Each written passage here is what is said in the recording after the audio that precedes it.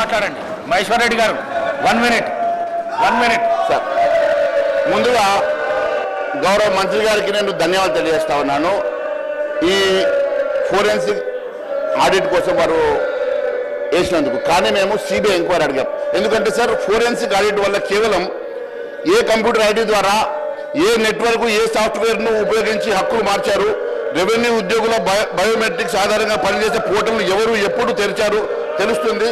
దానివల్ల పెద్దగా ఉపయోగం ఉండదు అధ్యక్ష. మీరు ఎప్పుడైతే ఎంక్వైరీ అనేది మీరు సిట్ వేస్తారా, సిట్టింగ్ జడ్జ్ చేస్తారా, సిబిఐకి ఇస్తారా, తద్వారా మీరు అనుకున్న 2.5 లక్షల కోట్ల రూపాయల కుంభకోణం బయటకు రావడం, తద్వారా మీరు అనుకున్నటువంటి సంక్షేమ కార్యక్రమాలు మరి మొదలు పెట్టడానికి అవకాశం ఉంటుంది. ఇది ప్రజాస్వామ్య అధ్యక్ష. 2.5 లక్షల కోట్ల రూపాయలు ప్రజాస్వామ్యను దోచుకున్నటువంటి వారి మరి సొమ్ము మనం వాపస్ కక్కించాలన్నా, వాస్తవాలు బయట తేవాలన్నా, ప్రజలకు వాస్తవాలు తెలపాలన్నా ఖచ్చితంగా దీని మీద సిబిఐ ఎంక్వైరీ మేము డిమాండ్ చేస్తున్నాం అధ్యక్ష. దానికోసమే పట్టుబడతా ఉన్నాం.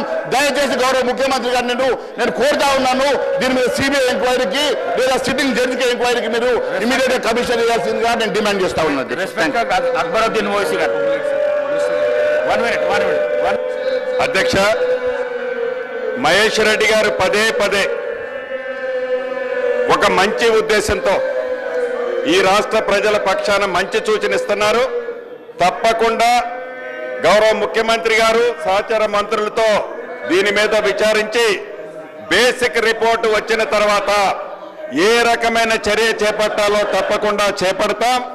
అదేవిధంగా మహేశ్వర్ రెడ్డి గారితో పాటు పెద్దలు అక్బరుద్దీన్ గారు కానీ, సాంబశివరావు గారు కానీ, మిగతా ఈ సభలో ఉండే ఏ సభ్యులైనా ఆనాడు పేదవాడు సొమ్ముకు సంబంధించిన వేలాది ఎకరాలను ఏవైతే కొల్లగొట్టారో ధరణి పేరుతో, మీ ఎవరి దగ్గరైనా వివరాలుంటే తప్పకుండా మీరు లెటర్ ఇవ్వాలని రెవెన్యూ మంత్రిగా మీ అందరినీ కూడా ఈ వేదిక ద్వారా అభ్యర్థిస్తున్నాను.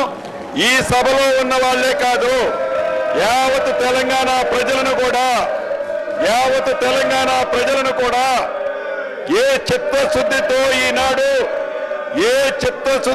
ఈనాడు ఇందిరమ్మ ప్రభుత్వం ఈ ఎంక్వైరీ కమిటీని వేస్తుందో దానికి తెలంగాణ ప్రజలు కూడా సహకరించాలని మనస్ఫూర్తిగా కోరుతూ, మహేష్ రెడ్డి గారిని ముఖ్యంగా మీ దగ్గర ఉన్న వివరాలు అఫీషియల్ గా నాకు ఇవ్వాలని అభ్యర్థిస్తున్నాను.